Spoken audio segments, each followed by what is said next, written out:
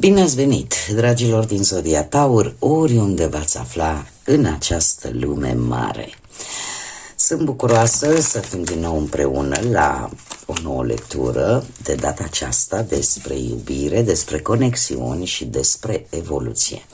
Această lectură este pentru toți cei care aveți nu doar soarele, ci și luna, Venus sau poate ascendentul în Zodia Taur. Desigur, nu uitați, este totuși o lectură generală pentru un colectiv mai mare, așa că vă rog să luați doar ceea ce va rezona cu voi. Ce include? De fapt, include două lecturi, nu una. Voi face două lecturi de dragoste, una pentru cei care se află într-un cuplu, iar cealaltă pentru cei care sunteți singuri.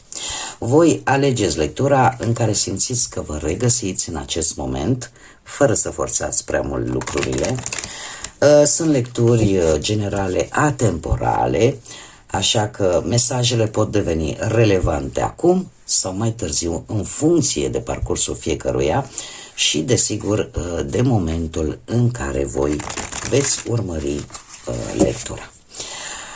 Este posibil să rezonați poate cu tot mesajul, cu o parte din el sau poate chiar deloc. Asta pentru că relațiile sunt diferite, iar aceste lecturi au un rol mai mult de ghidare, de clarificare. Ca de fiecare dată când este cazul, vă readuc aminte că tarotul nu obligă, ci doar prezintă energiile care se află în jurul vostru, așa că luați deciziile care sunt potrivite pentru voi și păstrați doar ceea ce voi simțiți că vă ajută și rezonează cu sufletul vostru. Așa că, dragilor, ascultați cu deschidere, dar rămâneți ancorați în voi înșivă, păstrându-vă libertatea de a alege, astfel încât aceste mesaje să fie doar de ghidare, iar deciziile să vă aparțină cu adevărat.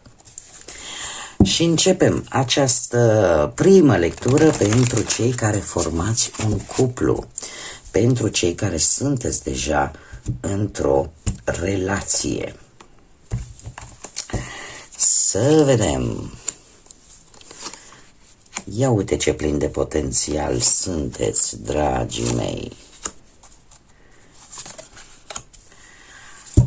Haideți să le facem să se vadă.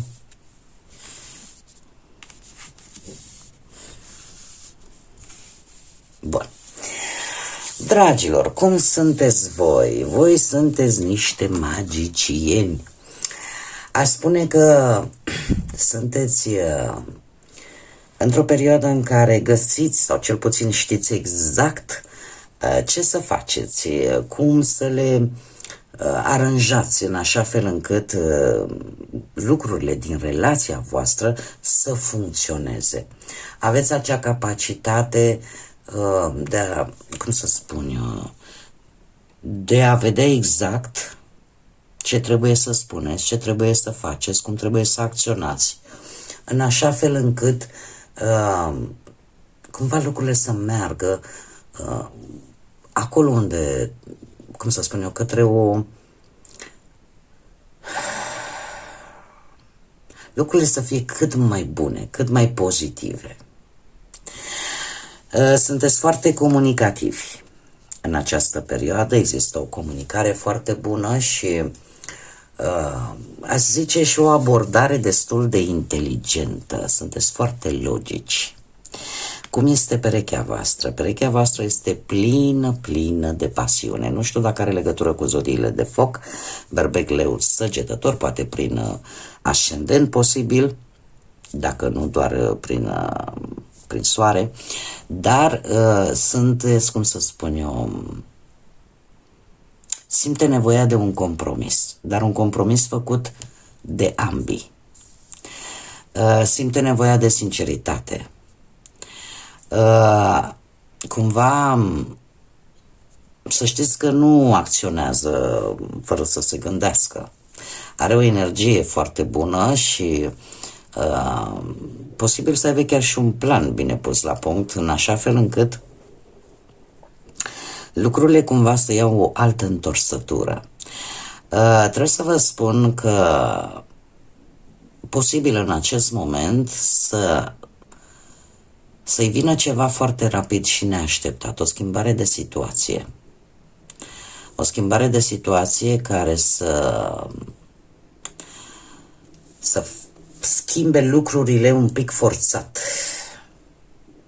Poate să vină pe parte profesională această schimbare sau pe o schimbare de locație care să influențeze foarte mult ori planul pe care și l-a făcut vis-a-vis de voi, ori pur și simplu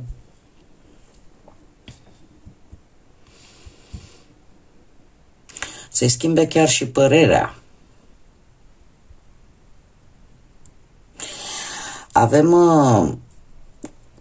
pe partea asta a comunicării, se pare că în ultima vreme comunicarea dintre voi a fost destul de conflictuală. Dar în mare parte aș spune că lucrurile nu sunt tocmai ce par a fi. Aceste conflicte, aceste discuții, poate în contradictoriu, pot veni din cauza altor persoane. Și asta mai ales pentru cei care poate locuiți, da, cu partenerul, partenera voastră, sub același acoperiș cu alte persoane. Există aceste neînțelegeri, aceste discuții în contradictoriu, care cumva au ca și cauză energii din exterior. Cum de asemenea putem vorbi de un conflict intern. Un conflict intern în fiecare dintre voi posibil, în care nu știți, dat fiind faptul că voi totuși cumva aveți idee ce ar trebui făcut. Dar aici avem planuri ambițioase. Și la partea comunicării totuși apare posibil un conflict intern, ca și cum ai zice, dar dacă fac așa, voi le luați logic. Dacă fac asta, e rezultatul ăsta. Pe când aici, aș spune că, și dat fiind și situația asta care va schimba, schimbarea asta bruscă, ceva care va schimba total miezul problemei, posibil să existe și în partenerul, partenera voastră conflictul ăsta, și dacă se întâmplă altceva sau pur și simplu conflictul intern să provină din această schimbare bruscă. Dar pe general se pare că comunicarea, să zicem că nu este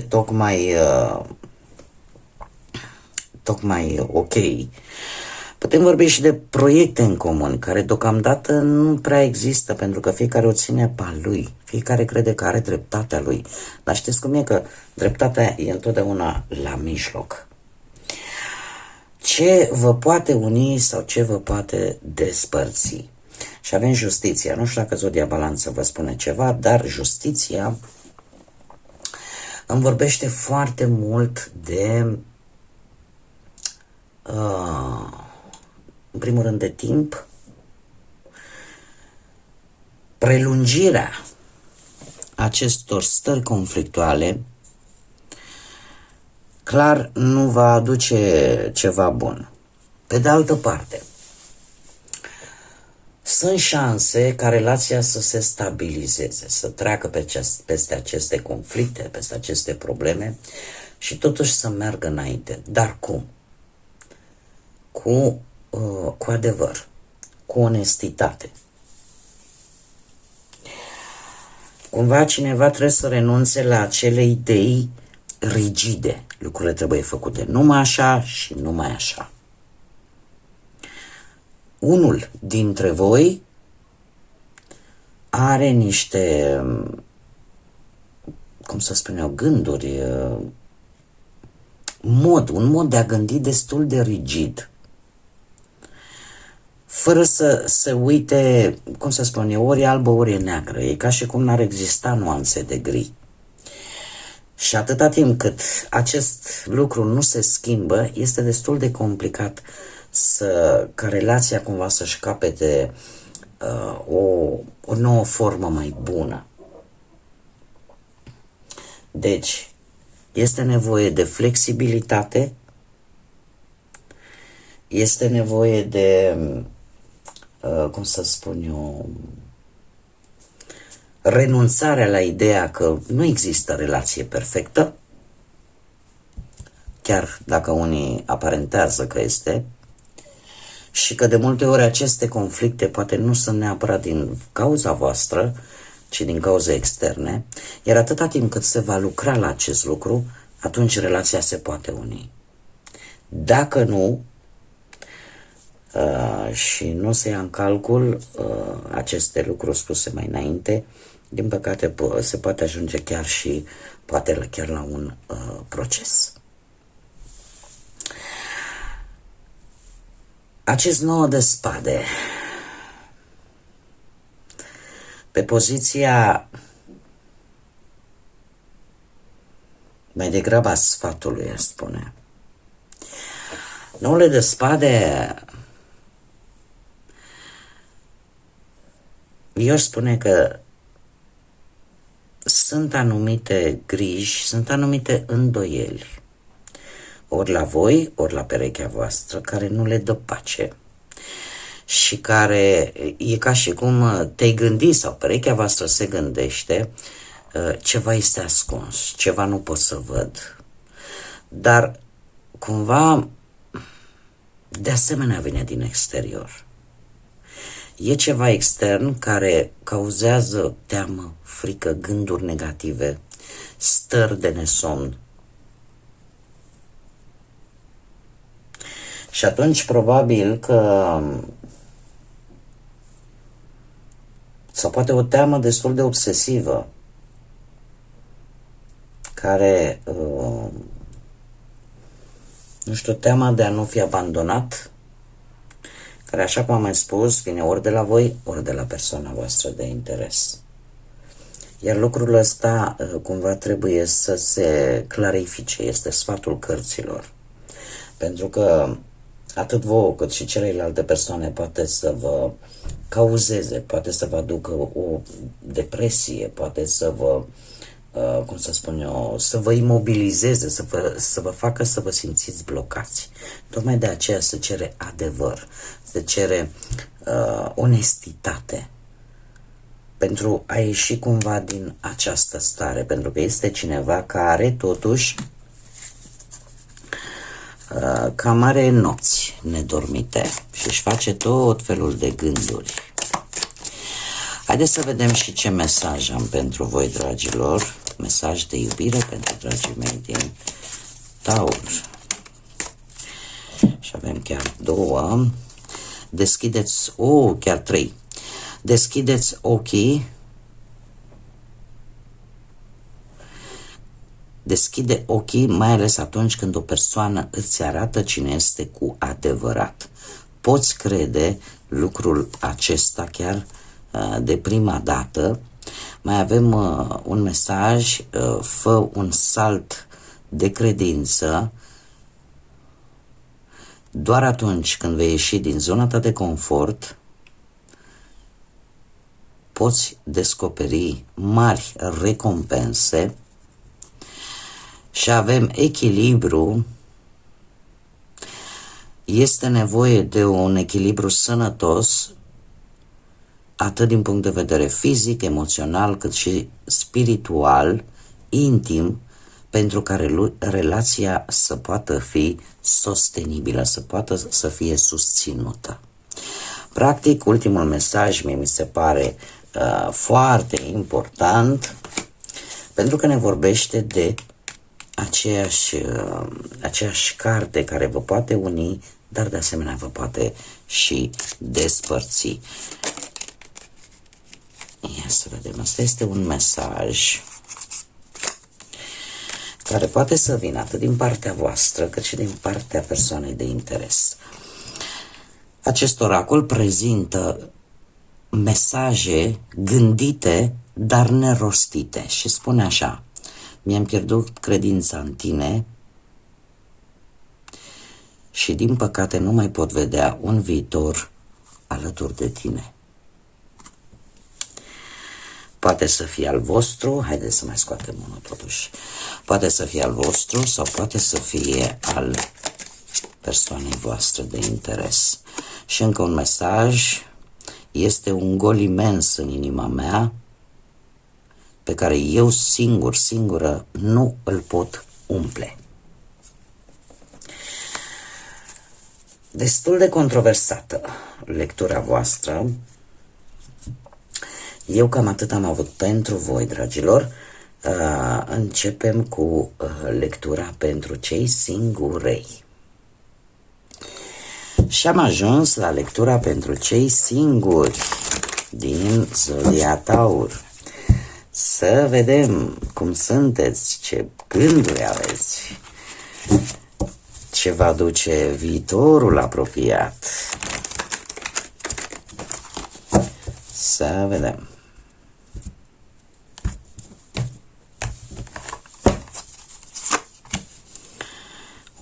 Sunteți supărați.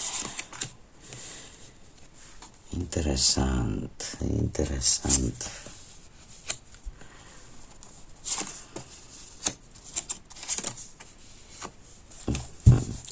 Bun. Dragilor, voi aveți un 3 de spade. Ați avut parte de o trădare, probabil recent, sau încă persistă acea durere emoțională venită poate dintr-o alegere greșită pe care ați făcut-o pe plan sentimental și poate că încă suferiți consecințele propriei alegeri sau poate sunt anumite cuvinte care încă vă macină. Există încă o rană adâncă acolo în sufletelul vostru care, trebuie să vă spun că nu este imposibil de trecut. Nu trebuie să lăsați ca lucrurile care vă aduc durere, lucrurile care vă marchează din punct de vedere sufletește, luați-le ca pe niște lecții. Luați-le ca pe niște lecții și ca pe experiențe care să vă facă mai înțelepți. Gândurile voastre cu acest 4 de monede sunt acelea de, cum să zic eu,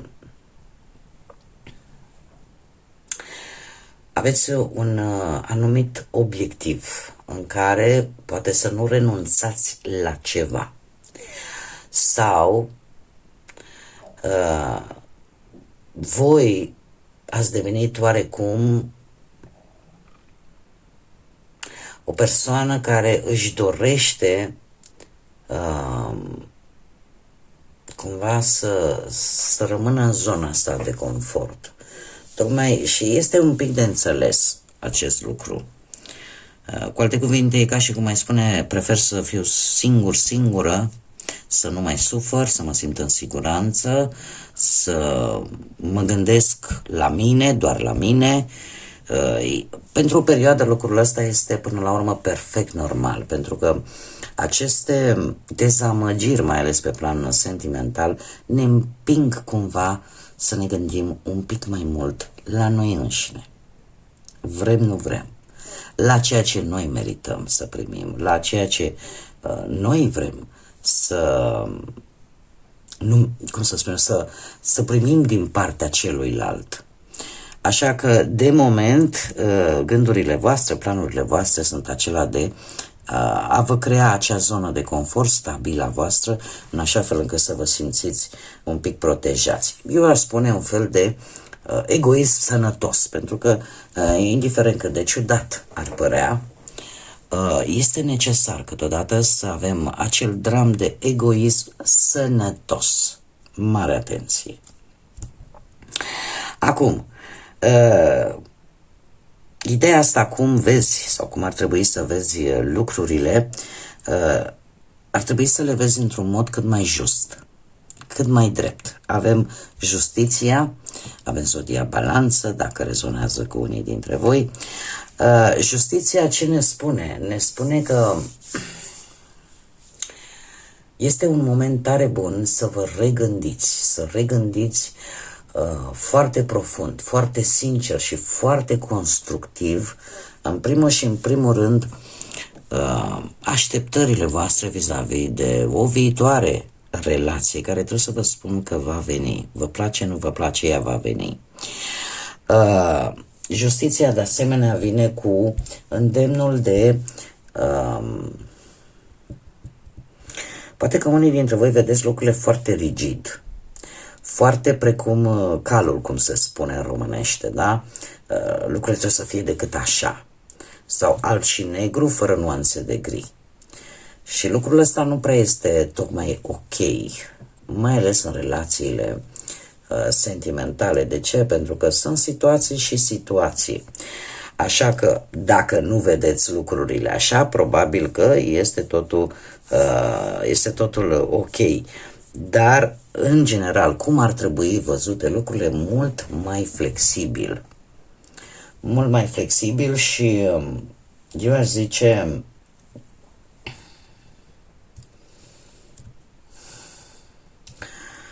nu tot ceea ce ne dorim noi este perfect sau nu. Relațiile în general nu sunt perfecte. Am mai dat exemplul ăsta. De multe ori se întâmplă să avem discuții, da, între parteneri și pe urmă brusc, dintr-o dată să realizezi, Dumnezeu, de ce mă cer? Și să apară așa o iubire instantă și care de fapt nu face altceva decât să întărească și mai mult relația. Adică nu există perfecțiune în relații, pentru că nu există oameni perfecți. Cine spune acest lucru, din punctul meu de vedere, cel puțin personal, spune o aberație. Toți avem atât bune cât și rele. Și probabil că asta este cel mai important, să existe flexibilitate, să existe cum să spun eu, și să ținem cont și de acele nuanțe de gri, cum de-al minteri, eu aș spune că e nevoie și de timp. Justiția ne vorbește de un timp destul de nu foarte rapid, să spunem. E nevoie de timp. Cu ce experiențe veniți voi din trecut? Experiențele voastre din trecut au apărut și această energie a lui 3 de spade a venit într-un mod foarte brusc când te așteptai mai puțin. Nu-mi dau seama despre ce poate să fie vorba de o infidelitate, poate să fie vorba de orice altă schimbare bruscă care a apărut în viața voastră, dar a fost ceva la care voi clar nu v-ați fi așteptat. A fost, ca să spun așa, anumiți factori care pe voi v-au afectat, se pare, destul de tare,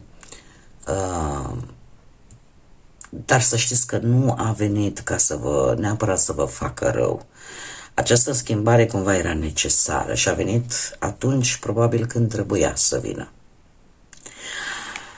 Ce aduce viitorul apropiat, dragilor, va aduce o energie tânără, zodii de foc, berbec, leu, săgetător, va aduce o perioadă de schimbări în viața voastră, posibil descoperiri importante, care să schimbe viața încet, încet, într-un mod pozitiv. E posibil să apară o energie pe care voi ori să o cunoașteți de dinainte sau posibil să nu, dar să știți că are bune intenții. Are bune intenții. Poate că este o energie mai tânără ca voi, aventuroasă, energică și de care voi veți fi atrași nu neapărat de fizicul său, cât de felul său de a fi, de atitudinea sa. Asta vă va atrage atenția. Asta așa ca să aveți un criteriu. Haideți să vedem și un mesaj pentru voi, dragilor, din Taur, cei singurei. burlăcei și burlăcițe. Ia să vedem un mesaj pentru voi. Ce multe sunt! Foarte multe. Haideți să mai încercăm sau să lăsăm. Dar sunt foarte, foarte multe. Haideți să mai încercăm. Un mesaj pentru dragii mei din Taur. Mesaj important.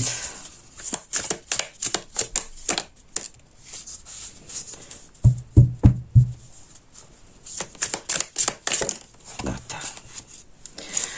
Ia să vedem.